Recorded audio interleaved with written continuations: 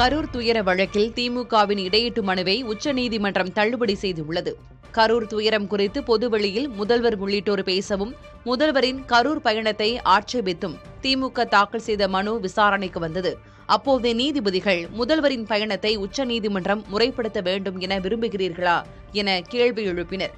அதற்கு திமுக வழக்கு தொடர்பாக முதல்வர் உள்ளிட்டோர் கருத்து தெரிவிப்பதையே எதிர்ப்பதாக கூறியது. அப்போது நீதிபதிகள் பேச்சுரிமைக்கு தடை கோருகிறீர்களா எனவும், அவர்கள் பேச்சுக்கு நீங்களும் பதிலளிக்கலாமே எனவும் வினவினர். பாதிக்கப்பட்டவர்களுக்கு பணி நியமனம் உள்ளிட்டவற்றை வழங்குவது விசாரணையை எப்படி பாதிக்கும் எனவும் வினவினர். அதற்கு திமுக முதல்வராக உள்ள விஜய் வழக்கில் குற்றஞ்சாட்டப்பட்டிருப்பதாக தெரிவித்தது.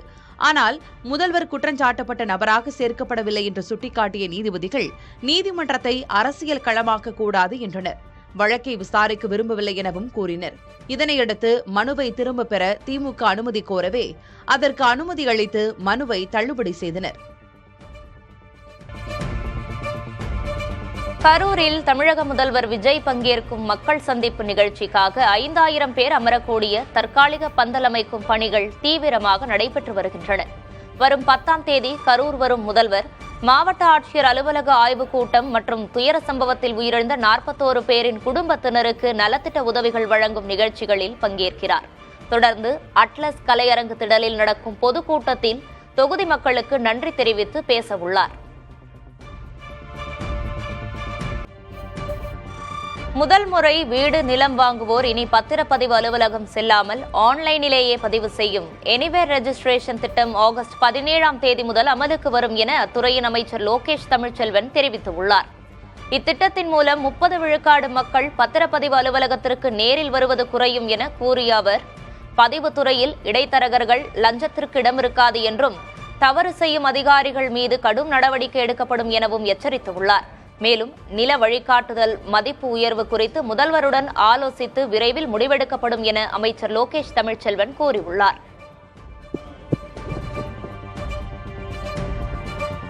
அடுத்த மாதம் முதல் டாஸ்மாக் ஊழியர்களுக்கு 25% ஊதிய உயர்வு வழங்கப்படும் என அமைச்சர் விக்னேஷ் அறிவித்துள்ளார்.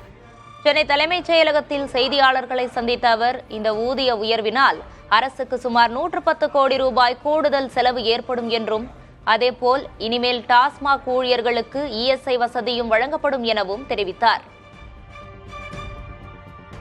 டாஸ்மாக் ஊழியர்களுக்கு 25% ஊதிய உயர்வு வழங்கப்படணும் அப்படின்னு சொல்லியிருக்கிறாரு. அதன்படி அசிஸ்டன்ட் சேல்ஸ்மேன், அதாவது அந்த விற்பனையாளர், உதவி விற்பனையாளர்களுக்கு 14,030 ரூபாயிலிருந்து 17,925 ரூபாய் ஊதிய உயர்வு வழங்கப்படும். விற்பனையாளர்களுக்கு 15,530 ரூபாயிலிருந்து 19,413 ரூபாயாக ஊதியத்தை உயர்த்தப்படுகிறது.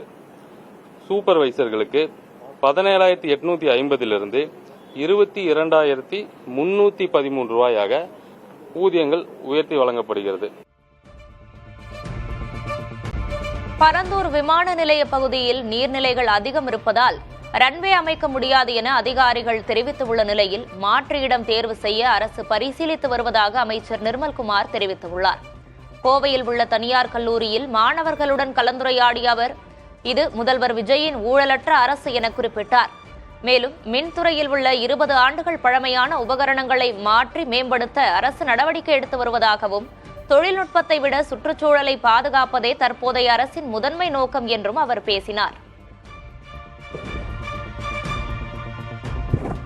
விழுப்புரம் மாவட்டம் விக்கிரவாண்டியில் நீர்வளத்துறை அமைச்சர் என் ஆனந்த் விபிஜி ராம்ஜி திட்ட பெண் பணியாளர்களுடன் தரையில் அமர்ந்து கலந்துரையாடினார். முன்னதாக விசாலை பகுதியில் கிராமப்புற ஏழைகளுக்கான திட்டப்பணிகள் நடைபெற்று வந்ததை இருசக்கர வாகனத்தில் சென்று அமைச்சர் ஆனந்த் ஆய்வு செய்தார்.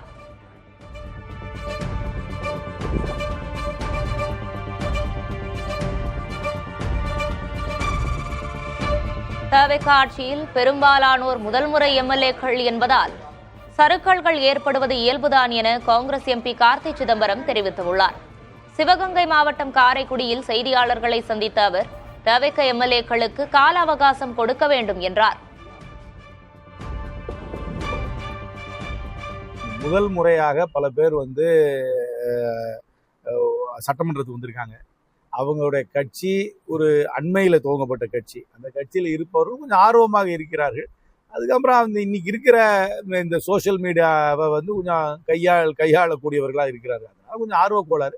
அது போக போக கொஞ்சம் டெம்பரன்ஸ் வரும். அது அவங்க தலைமை தான் அதை வந்து கொஞ்சம் டெம்பரன்ஸை கொண்டு வரணும். எக்ஸ்ட்ரா கான்ஸ்டிடியூஷனலாக யாரும் போய் எந்த அதிகாரத்தையுமே அமல்படுத்த முடியாது என்பது அவர்கள் புரிந்து கொள்ள வேண்டும். தமிழகத்தில் கல்விக்கு அளிக்கும் முக்கியத்துவத்தை வேலைவாய்ப்புக்கு வழங்குவதில்லை என அமைச்சர் விஸ்வநாதன் தெரிவித்துள்ளார்.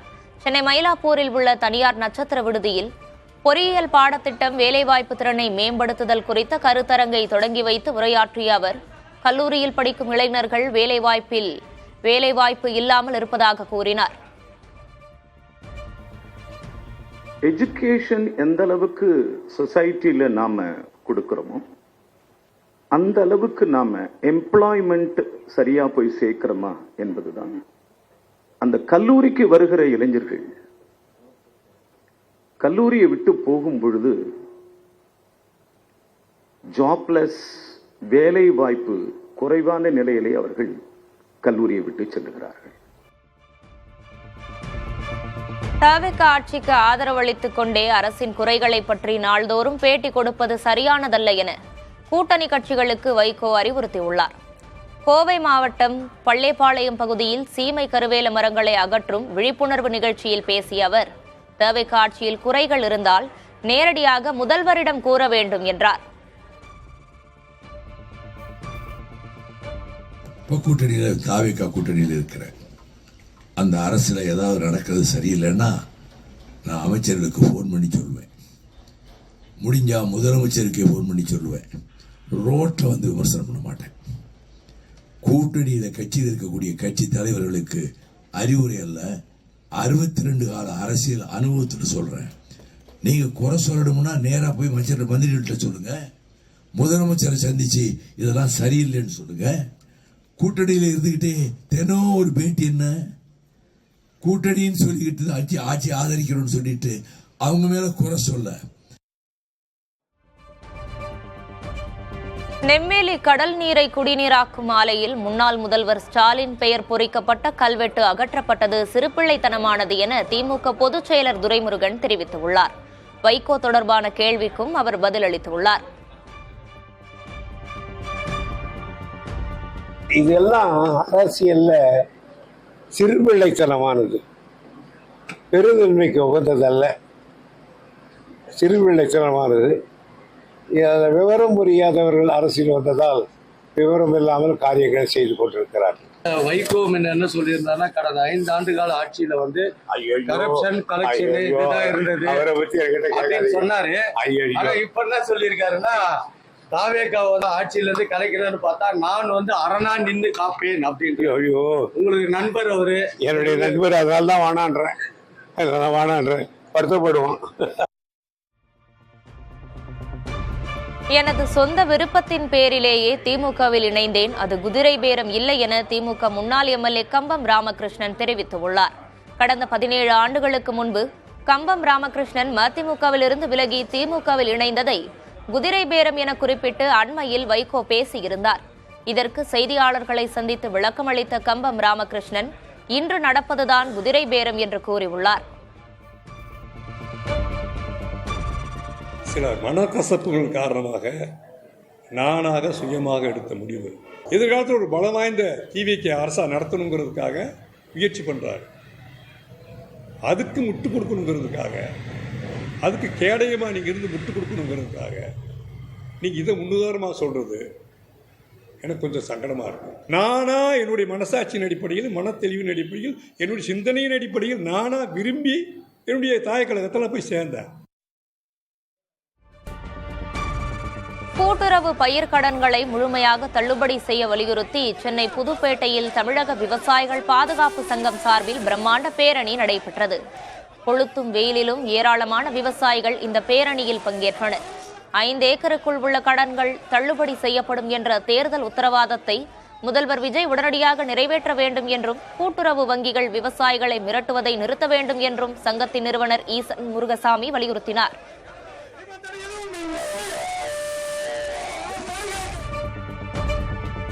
வேதாரண்யம் அருகே கூட்டுறவு கடன் தள்ளுபடி செய்யாத வருத்தத்தில் மாரடைப்பால் உயிரிழந்த விவசாயி குடும்பத்துக்கு 25 லட்சம் ரூபாய் இழப்பீடு வழங்க வேண்டும் என விவசாயிகள் சங்கத்தினர் கோரிக்கை விடுத்துள்ளனர். நாகை மாவட்டம் தலைஞாயிறு அருகே கூட்டுறவு கடன் சங்கத்தில் விவசாயி சோமசுந்தரம் 84,000 ரூபாய் கடன் பெற்றிருந்தார். அரசின் விதிப்படி அவருடைய கடன் முழுமையாக தள்ளுபடியாகவில்லை என்பதால் வருத்தத்தில் இருந்ததாகவும் இதனால் மாரடைப்பு ஏற்பட்டு அவர் உயிரிழந்ததாகவும் அவரது குடும்பத்தினர் குற்றம் சாட்டியுள்ளனர். அவரது 3வது நாள் நினைவு நிகழ்வில் மயானத்தில் போராட்டம் நடைபெற்றது. 70,000 அறிவிச்சிருக்கிறீங்களே, 5 ஏக்கர் நிலம் என்பது குறைந்தபட்சம் உங்களுடைய கூட்டுறவு கடன் சட்டப்படி 1,60,000க்கு மேல யாருக்குமே கடன் கொடுக்கல. அப்ப 5 ஏக்கருக்கு 1,85,000 ரூபாய் பணம் வரும்போது அவர் சிறு விவசாயி தானே. நீங்க எப்படி இப்படி விவசாயிகளை ஏமாத்துறீங்க? அந்த ஏமாத்துறதுடைய விளைவுதான் இன்னைக்கு சோமசுந்தரத்துடைய இழப்பு. இந்த இழப்புக்கு நீதி கேட்கக்கூடிய போராட்டம் வெகு விரைவில் தமிழ்நாடு பூரா வெகுண்டலும். தேர்தல் வெற்றியை எதிர்த்து தாக்கல் செய்யப்பட்ட வழக்குகளில் முதல்வர் விஜய் பதிலளிக்க உயர்நீதிமன்றம் உத்தரவிட்டுள்ளது. பெரம்பூர் தொகுதியில் விஜய் வெற்றி பெற்றதை எதிர்த்து அத்தொகுதி திமுக வேட்பாளர் RD சேகர் மற்றும் வாக்காளர்கள் 2 வழக்கு தாக்கல் செய்துள்ளனர். அவர்கள் விஜயின் வேட்பு மனுக்களில் முரணான தகவல்கள் இடம்பெற்றுள்ளதாகவும் சொத்து விவரங்களை அவர் மறைத்திருப்பதாகவும் குற்றம் சாட்டியுள்ளனர். அதேபோல் திருச்சி கிழக்கு தொகுதியில் விஜய் வெற்றி பெற்றதை எதிர்த்து திமுக வேட்பாளர் இனிகோ இருதயராஜ் வழக்கு தொடுத்துள்ளார். இந்த 4 வழக்குகளையும் விசாரித்த நீதிமன்றம் முதல்வர் விஜயும் தேர்தல் ஆணையமும் 3 வாரத்தில் பதிலளிக்க உத்தரவிட்டுள்ளது. திண்டுக்கல்லில் 15 வயது சிறுமியை பாலியல் வன்கொடுமை செய்ததாக 8 பேர் போக்சோ வழக்கில் கைது செய்யப்பட்டுள்ள சம்பவம் அதிர்ச்சியை ஏற்படுத்தியுள்ளது. திண்டுக்கல் அருகே வசிக்கும் 15 வயது சிறுமி வயிறு வலிப்பதாக கூறி அரசு மருத்துவக் கல்லூரி மருத்துவமனையில் அனுமதிக்கப்பட்ட போது அவர் கர்ப்பமாக இருந்தது தெரியவந்தது. இதையடுத்து மேற்கொண்ட விசாரணையில் தொடர்ச்சியாக பலரால் பாலியல் வன்கொடுமைக்கு உள்ளாக்கப்பட்டதாக சிறுமி தெரிவித்துள்ளார். உடனே மருத்துவர்கள் அளித்த தகவலின் பேரில் வழக்கு பதிவு செய்த போலீசார் திண்டுக்கல்லைச் சேர்ந்த பூபாலகிருஷ்ணன், வேளாங்கண்ணி கிருஷ்ணமூர்த்தி, அழகர், முகமது பிலால், ஷேக் முஜிபுர் ரஹ்மான், ரமேஷ், வினோத்குமார் ஆகியோரை கைது செய்து சிறையில் அடைத்துள்ளனர். தலைமறைவானவர்களை தேடி வருகின்றனர். சென்னை தியாகராய நகர் துரைசாமி சுரங்கப்பாதையில் திடீரென மரம் முறிந்து விழுந்ததில் அவ்வழியாக இருசக்கர வாகனத்தில் சென்ற இளைஞர் படுகாயமடைந்தார். அவர் உடனடியாக மீட்கப்பட்டு ஆம்புலன்ஸ் மூலம் மருத்துவமனைக்கு அனுப்பி வைக்கப்பட்டார். இதனால் அப்பகுதியில் கடும் போக்குவரத்து பாதிப்பு ஏற்பட்ட நிலையில் தீயணைப்புத் துறையினர் மரத்தை அப்புறப்படுத்தினர். 20% எத்தனால் கலந்த பெட்ரோலால் இன்ஜின் பாதிக்கப்படாது என்றும் மைலேஜ் குறையாது என்றும் எழுத்துப்பூர்வ உறுதியளிக்க கோரி மாருதி, டொயோட்டா, ஹீரோ நிறுவனங்களுக்கு கடிதம் எழுதவுள்ளதாக அரவிந்த் கெஜ்ரிவால் தெரிவித்துள்ளார். மைலேஜ் 10%க்கு மேல் குறைந்தாலோ இன்ஜின் பழுதானாலோ வாடிக்கையாளர்களுக்கு இழப்பீடு தருவார்களா என்றும் அவர் கேள்வி எழுப்பியுள்ளார். எத்தனால் கலப்பு பெட்ரோல் ஏற்கனவே பல நாடுகளில் பயன்பாட்டில் இருப்பதாக மத்திய அரசு கூறுவது பாதி அளவே உண்மை என்று குறிப்பிட்ட அவர், பெரும்பாலான நாடுகளில் 10%த்திற்கும் குறைவாகவே எத்தனால் கலக்கப்படுகிறது என்றார். மேலும் எத்தனால் கலப்பை விருப்ப தேர்வாக மாற்ற கோரி பிரதமர் மோடிக்கும் கடிதம் எழுதவுள்ளதாக அவர் தெரிவித்தார். அமெரிக்காவின் கட்டுப்பாட்டின் கீழ் கிரீன்லாந்து இருக்க வேண்டும் என அமெரிக்க அதிபர் டொனால்டு ட்ரம்ப் தெரிவித்துள்ளார். நேட்டோ உச்சி மாநாட்டில் கலந்து கொள்ள துருக்கி சென்றுள்ள ட்ரம்ப் அங்கு அந்நாட்டு அதிபர் தையிப் எர்டோகனை சந்தித்து இருதரப்பு பேச்சுவார்த்தை நடத்தினார். அந்த சந்திப்பின் போது பேசிய அவர், டென்மார்க் கட்டுப்பாட்டில் கிரீன்லாந்து இருக்கக்கூடாது என கூறினார். ரஷ்யா மற்றும் சீனாவின் அச்சுறுத்தல்களிலிருந்து கிரீன்லாந்தை பாதுகாக்க டென்மார்க் எந்த பணமும் செலவிடுவதில்லை என்று குற்றம் சாட்டினார். மேலும் இதற்கு பிறகும் ஐரோப்பிய நாடுகள் தங்களுக்கு ஒத்துழைக்க மறுத்தால் ஐரோப்பாவிலிருந்து அமெரிக்க வீரர்கள் அனைவரையும் திரும்பப் பெற நேரிடும் என ட்ரம்ப் எச்சரித்துள்ளார். சீனா கண்டம் விட்டு கண்டம் பாயும் ஏவுகணையை பரிசோதித்த நிலையில் அது குறித்து அமெரிக்கா கவலை தெரிவித்துள்ளது. சீனா அர்த்தமுள்ள ஆயுத கட்டுப்பாட்டு நடவடிக்கைகள் குறித்து பேச்சுவார்த்தைக்கு வர வேண்டும் என்று அமெரிக்க அரசின் செய்தி தொடர்பாளர் டாமி பிகாட் தெரிவித்துள்ளார். அணு ஆயுத பரவலை தடுக்க அமெரிக்கா பாடுபடும் வேளையில் அதற்கு நேர் எதிராக சீனா செயல்படுவதாகவும் அவர் குற்றம் சாட்டினார். சீனா ஆயுத பலத்தை பெருக்கி வரும் நிலையில் தங்கள் நட்பு நாடுகளுக்கு பாதுகாப்பு உறுதிமொழியை மீண்டும் உறுதிப்படுத்துவதாகவும் அமெரிக்க செய்தி தொடர்பாளர் கூறினார். சீனாவின் சோதனையை ஆஸ்திரேலியா உள்ளிட்ட நாடுகளும் கண்டித்திருந்தன.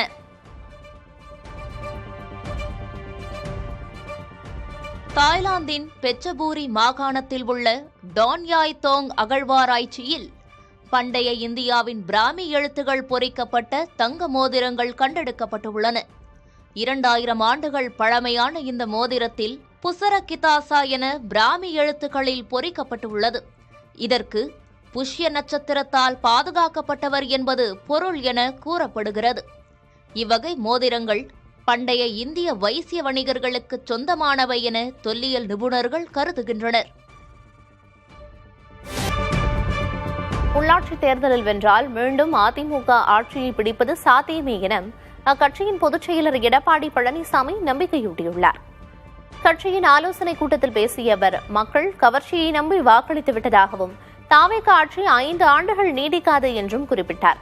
இதற்கிடையே மாவட்ட செயலாளர் பதவிகள் பறிக்கப்பட்ட அதிருப்தியில் Arcot MLA Sukumar, Jolarpettai MLA KC Veeramani ஆகியோர் இந்த ஆலோசனைக் கூட்டத்திற்கு வரவில்லை.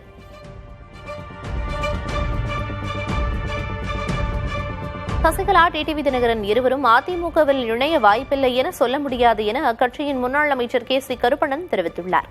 ஈரோட்டில் அண்ணா தொழிற்சங்க பேரவையின் மாவட்ட செயலர்கள் ஆலோசனைக் கூட்டம் நடைபெற்றது. அதில் பங்கேற்ற பின் சசிகலா, டிடிவி தினகரன் குறித்து செய்தியாளர்கள் எழுப்பிய கேள்விக்கு நல்ல முடிவு வரும் என KC கருப்பணன் பதிலளித்தார்.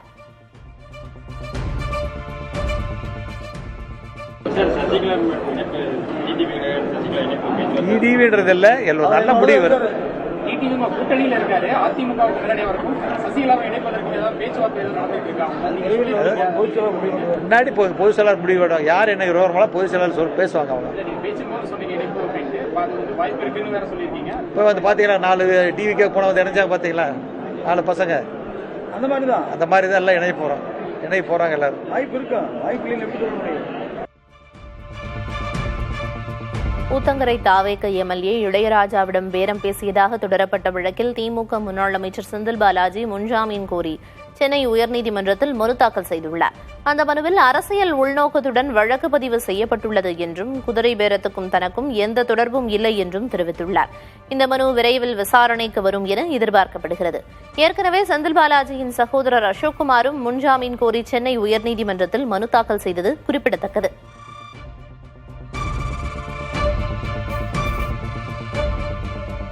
தாவேக எம்எல்ஏவிடம் பேரம் பேசியதாக பதிவு செய்யப்பட்ட வழக்கில் முன்னாள் அமைச்சர் செந்தில் பாலாஜி ஆஜராகாதது ஏன் என அமைச்சர் நிர்மல்குமார் கேள்வி எழுப்பியுள்ளார். அவர் மீது தவறு இருப்பதால் தான் ஓடி ஒளிவதாகவும் விமர்சித்துள்ளார். உங்கள் சம்பந்தப்பட்ட ஆட்கள் வந்து பிடிபட்டிருக்காங்க. சம்மன் அளிக்கப்பட்டால் வந்து ஆஜராகி பதில் சொல்வதில் என்ன பிரச்சனை இருக்கு?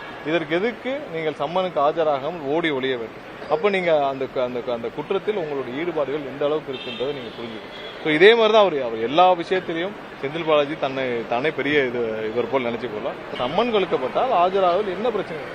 உங்க தரப்பு விளக்கத்தை சொல்றது, அதுக்கே ஆஜராகாமல் ஓடி வந்து என்ன இருக்கும்? அப்போ உங்களிடம் 100% ஒரு தவறு இருக்கின்ற பட்சத்தில் தானே நீங்க இதெல்லாம் செய்வீங்க. சட்டப்படி என்ன செய்யணுமோ அந்தந்த துறை செய்வார்கள். இந்தியாவின் தேர்தல் நடத்தும் முறையும் மின்னணு வாக்குப்பதிவு இயந்திரங்களும் உலக அளவில் வரவேற்பை பெற்றுள்ளன.